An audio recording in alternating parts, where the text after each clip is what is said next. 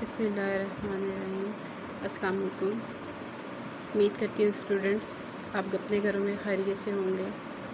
آج میں آپ کو پاکستان اسٹڈیز کا 6 چیپٹر کروانے جا رہی ہوں اور یہ آپ کا لیکچر نمبر ہے 10th۔ اسٹوڈنٹس آج کا آپ کا ٹاپک ہے جو آپ نے تیار کرنا ہے وہ اسلامی جمہوریہ پاکستان کی ثقافت اور اس کی زبانیں ہیں۔ یہ بہت ایزی چیپٹر ہے اور پاکستان اسٹڈیز میں سب سے ہی ایزی اور آسانی سے یاد ہونے والے یہ دونوں چیپٹرز ہیں۔ اب سب سے پہلے آپ نے انٹروڈکشن دینے کے بعد ثقافت کی امپورٹنس کو اور اس کی ڈیفینیشن کو کیسے تیار کرنا ہے، ثقافت اصل میں ہوتی کیا چیز ہے، کسی قوم کی شناخت اس کی ثقافت سے کی جاتی ہے۔ کسی قوم کے افراد جب مدتوں سے ایک سرزمین پر مل جل کر رہتے ہیں تو ان کے ہاں مشترکہ قدریں، رسم و رواج، انداز زندگی، آئلی قوانین، تفریحات، کھیل، فنون اور مجلسی زندگی کے اصول دیکھے جا سکتے ہیں۔ یہی خصوصیت اس قوم کی دوسری قوم سے مختلف ہوتی ہیں۔ اس قوم کے افراد اپنی خصوصیت سے لگاؤ رکھتے ہیں، زندگی کے مختلف پہلو میں وہ اپنی پسند کے مطابق رویوں کو مستحکم کرتے ہیں اور فنون لطیفہ یعنی شاعری، مصوری، فن تعمیر، موسیقی، خطاطی اور زبان کو پروان چڑھاتے ہیں۔ تو یہ کیا جو رہنے سہنے کا ان کا طریقہ ہوتا ہے یہی ان کی ثقافت ہوتی ہے۔ اب اس کی تعریف کچھ اس طرح بیان کیجیے ہے، ثقافت کا تعلق ہر انسان کے علوم و فنون، عقائد، قوانین، رسم و رواج سے ہوتا ہے۔ یہ انسانوں کے افکار اور اعمال سے بھی متعلق ہوتی ہیں۔ ثقافت کی ایک تعریف کچھ اس طرح سے کی جاتی ہے، ثقافت ماحول کا وہ حصہ ہے جو انسان نے تشکیل دیا ہوتا ہے۔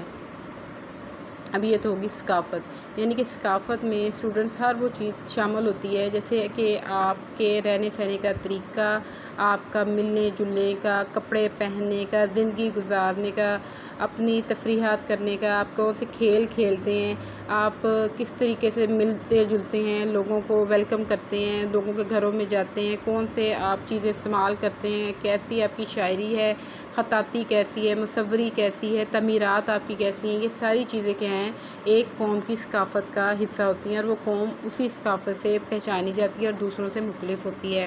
اب ہم نے یہ دیکھنا ہے کہ انسانی ثقافت کی ابتدا کہاں سے ہوئی ہے۔ یہ جی انسانی ثقافت کی ابتدا جو ہوئی ہے وہ آج سے ہزاروں سال پہلے جب انسان ایک دوسروں کے ساتھ مل جل کر رہتے تھے، ایک قوانین کے تحت زندگی گزارتے تھے اور ان کے باقاعدہ کچھ قواعد اور ضوابط ہوتے تھے۔ جب انہوں نے یہ ساری چیزوں کو اپنانا شروع کیا تو یوں ثقافت کا آغاز ہو گیا۔ اب وہ آپ کو بتا رہے ہیں کہ قدیم وادی سندھ کی ثقافت کیسی تھی۔ اب کیونکہ وادی سندھ کی ثقافت بہت سال پرانی ہے اس لیے اس کے بارے میں بتا رہے ہیں کہ وادی سندھ کی قدیم ترین تہذیب ہے اور یہ تقریباً 5000 سال پرانی ہے۔ ایک اور چیز آپ کو بتاتی ہوں کہ جب بھی کویسچن یہ آتا ہے تو بچے کیا کرتے ہیں، یہ جو 5000 سال لکھا ہوا ہے اس کے ساتھ صفر ایک اور ڈال دیتے ہیں تو وہ بن جاتا ہے 50,000 سال۔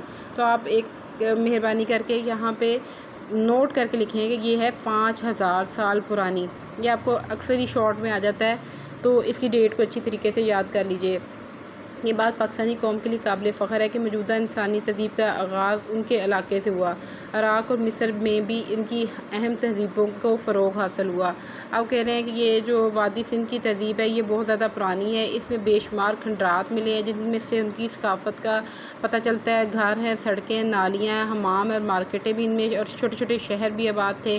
اب وہ کہتے ہیں کہ قدیم وادی سندھ کی تہذیب کی خصوصیت یہ تھی کہ دیکھیں جو وہاں پہ رہنے والے بسنے والے لوگ تھے انہوں نے باقاعدہ تعمیرات کی ہوئی تھی، گھر تھے، گھروں کے اندر غسل خانے تھے، اندر تعمیرات تھی اور نہانے کے لیے الگ جگہ تھی، تہہ خانے باقاعدہ بنائے ہوئے تھے، بیٹھنے کا انتظام تھا، ان کا باقاعدہ ان کے پاس لباس تھا، وہ لوگ روئی استعمال کرتے تھے، کپڑا استعمال کرتے تھے، فیشن کرتے تھے، خواتین لہنگا اور چادر استعمال کرتی تھی اور کھلونے ان کے پاس باقاعدہ موجود تھے اور زیورات وہ پہنا کرتی تھی، مثلا ان کے پاس بالیاں بھی تھیں، انگوٹھیاں بھی تھیں، چوڑیاں بھی تھیں۔ اگر آپ ان کے اس ٹائم پہ وزٹ کریں گے تو آپ کو باقاعدہ یہ سارے زیور بھی دیکھنے کو ملیں گے۔ ان کے بچوں کے پاس کھلونے تھے، گڑیاں تھیں اور کیا کہتے ہیں جس سے وہ کھیلا کرتے تھے اور روزمرہ کی اشیاء تھی، کچھ کانسی کے برتن تھے اور کچھ تانبے کے برتن تھے۔ یہ ساری اس ٹائم پہ جانوروں کی ہڈیوں سے بھی بنائے گئے تھے۔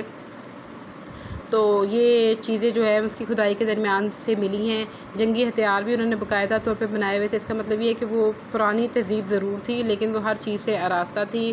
وہ باقاعدہ تجارت کرتے تھے، اپنی جناس ایک جگہ سے دوسری جگہ لے کے جایا کرتے تھے۔ ان کے اعتقادات میں پتہ چلتا ہے کہ وہ پتھروں کی پوجا کرتے تھے اور سورج کی پوجا کرتے تھے، چاند ستاروں کی کرتے تھے۔ جانور ان کے پاس اس وقت مچھلی، بھینس، خرگوش، سانپ، سارے طرح کے جانور پائے جاتے تھے، خوراک وہ گندم، مچھلی، کھجور اور اس طرح کی خوراک کھاتے تھے، کھیتی باڑی کرتے تھے اور اپنا گزارا کرتے تھے۔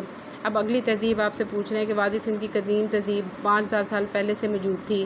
وسطی ایشیائی علاقوں سے آنے والے گروہوں اور لشکروں نے وادی سندھ کی ثقافت میں اپنے رنگ بھی شامل کر دیے، اور یہ جو تہذیب ہے یہ جو ہے وہ وادی سندھ کی تہذیب 5000 سال پہلے تھی، اور گندھارا کا علاقہ وادی سندھ کے شمال میں واقع ہے۔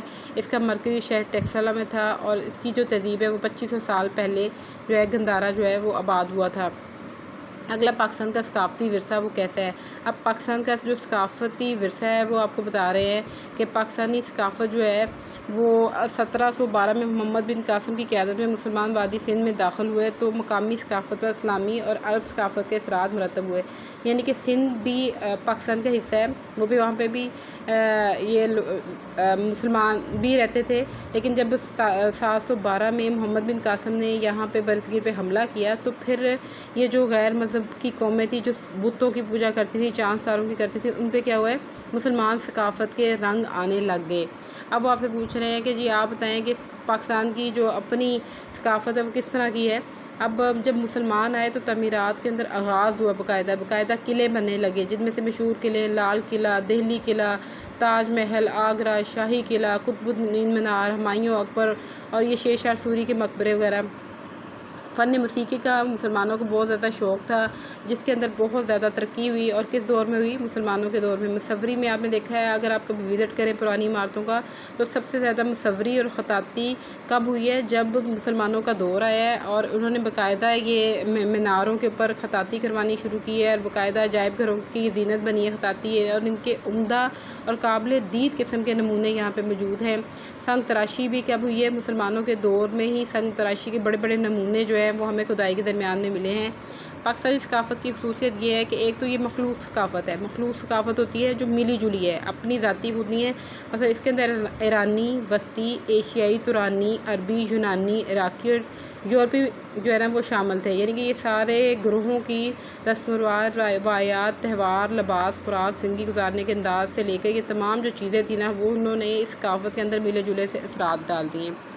اب وہ کہتے ہیں کہ جی ان مسلمانوں کی ثقافت میں یہ کہ لباس ہے، ہر صوبے کا علاقے کے اپنی روایت کے مطابق لباس زیب تن کرتے ہیں، لباس موسمی اور مذہبی ضرورتوں کے مطابق پیش نظر رکھ کے پہنا جاتا ہے، سر پہ ٹوپی لی جاتی ہے، پگڑی باندھی جاتی ہے، دیہی علاقوں میں بھی مرد دھوتی کرتا اور پگڑی استعمال کرتے ہیں، شلوار کا بھی رواج ہے، عورتیں دوپٹہ ضرور لیتی ہیں، شلوار کو پسند کرتی ہیں، معاشرتی قدروں کو مد نظر رکھا جاتا ہے، بزرگوں کا احترام کیا جاتا ہے، چھوٹوں سے محبت کی جاتی ہے، اور زکوٰۃ اور صدقات وغیرہ ضرور دیے جاتے ہیں، غذائیں جو ہیں وہ ہر طرح کی پسند کی جاتی ہیں، سبزی بھی، دالیں بھی، گوشت، چاول، یہ کیا ہے پاکستان کی مرغوب خوراک ہے۔